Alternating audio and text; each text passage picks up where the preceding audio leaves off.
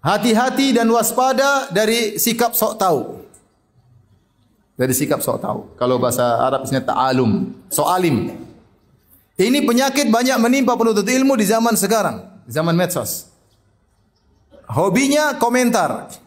Hobinya debat di medsos, di Facebook, di Instagram, ya, di Twitter, ya, di WhatsApp, di grup WhatsApp. Sok tahu, ya. Kadang saya duduk sama orang, ada orang tanya sama saya, Ustaz apa hukum ini? Ini orang langsung jawab, oh hukumnya begini. Ente yang Ustaz apa yang Ustaz? Hobi ngomong. Ya, sebenarnya hobi ngomong. Saya belum ngomong dia sudah ngomong, oh itu ada 2 pendapat. Masya Allah, bukannya 3. Jadi ada orang seperti itu. Ente jangan hobi ngomong. Para salaf dahulu, kalau ada yang sudah jawab, mereka tidak ingin jawab. Saya bacakan perkataan Imam Nawawi rahimahullah ta'ala. Kata beliau, rawaina an Abdurrahman bin Abi Layla qala, kami riwayatkan dari Abdurrahman bin Abi Layla, beliau berkata, seorang tabi'in, adraktu 20 wa mi'atan minal ansar min ashabi Rasulillah sallallahu alaihi wasallam. Aku mendapati 120 sahabat dari kaum Ansar. Yus'alu ahaduhum anil mas'alah fayarudduha hadza ila hadza. Salah seorang ditanya tentang masalah, maka dia oper coba tanya yang satunya. Wa hadza ila hadza, dia oper lagi coba tanya satunya. Hatta tarji' ila awal, sampai kembali lagi kepada yang pertama. Subhanallah. Mereka tidak hobi jawab, paham? Tidak hobi komentar. Ya. Karena mereka tahu bahwasanya berfatwa itu perkara berat di sisi Allah Subhanahu wa taala. Imam Ibnu Qayyim punya buku namanya I'lamul Muwaqqi'in. Ya. Pemberitahuan kepada tukang tanda tangan dari Allah Subhanahu wa taala, Rabbil Alamin. Karena orang berfatwa itu berarti dia atas nama Allah Subhanahu wa taala. Tidak boleh sembarang. Kita aja kalau kita bilang ini atas nama wali kota, bupati, kita enggak sembarang. Harus benar-benar kita teliti, benarkah wali kota ngomong demikian? Benarkah bupati ngomong demikian? Kemudian kita asal jawab. Atas nama Allah Subhanahu wa taala, atas nama Rasulullah sallallahu alaihi wasallam. Maka seorang hati jangan hobi ngomong. Ya. Orang banyak di luar ngomong seenaknya, ngomong ini, komentar semua dikomentari, biarin aja. Antum jangan ikut-ikutan. Ya.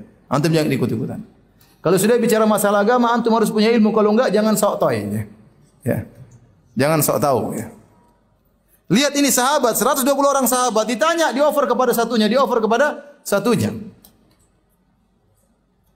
Dalam riwayat, ma minhum min ahadin yuhadithu bihadithin illa wadda an akhahu kafahu iyahu.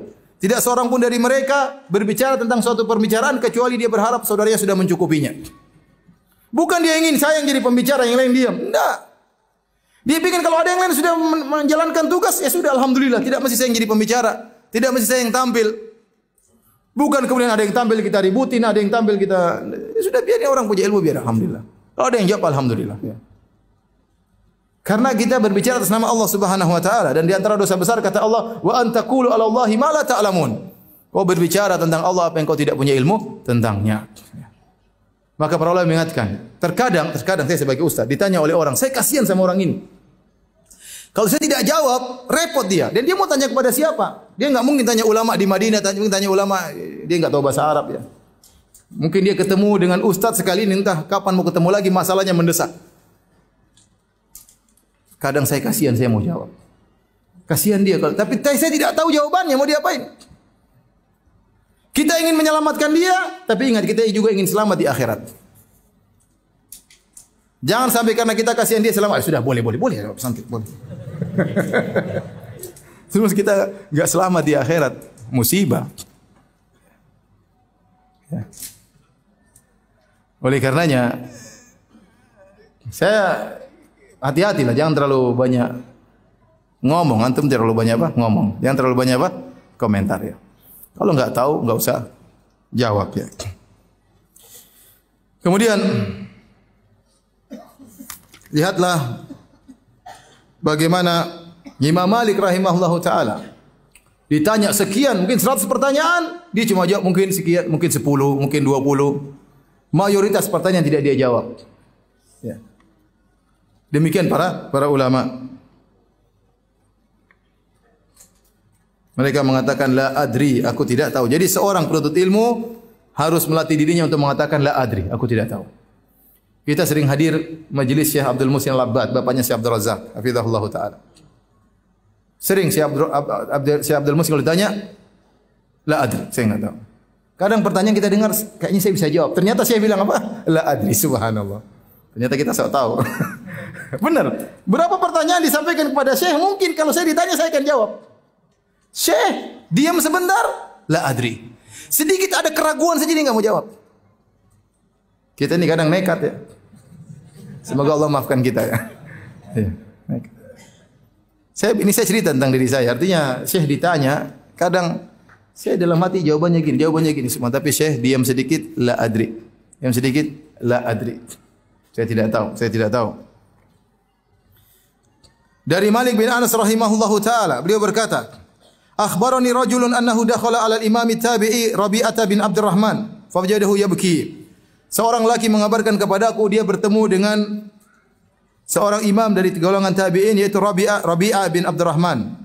Maka dia dapati Rabi'ah menangis. Faqala ma yubkika, apa yang buat kau menangis wahai Rabi'ah? Amusibatun dakhalat alaika, apakah ada musibah yang menimpamu wahai Rabi'ah? Seorang imam.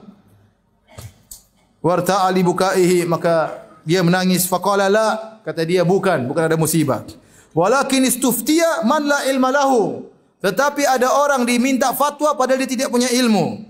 Wa dhahara fil islami amrun azim, dan nampak dalam Islam perkara yang besar. La ba'dhu man yuftiha huna ahaqqu bil habsi minas surraq. Sungguh sebagian orang yang berfatwa sekarang di sini lebih utama dipenjarakan daripada para pencuri. Dia menangis, kenapa? Muncul orang banyak tukang ngomong, ruwaibidah ngomong, tidak punya ilmu, asal ngomong, ditanya jawab, ngawur jawabannya. Dan itu banyak sekarang di medsos, banyak ngawur. Kata Rabi'ah, kalau bisa dipenjarakan. Kenapa? Karena bahaya. Dan ini yang kita saja sekelas ustaz tidak boleh sembarang jawab.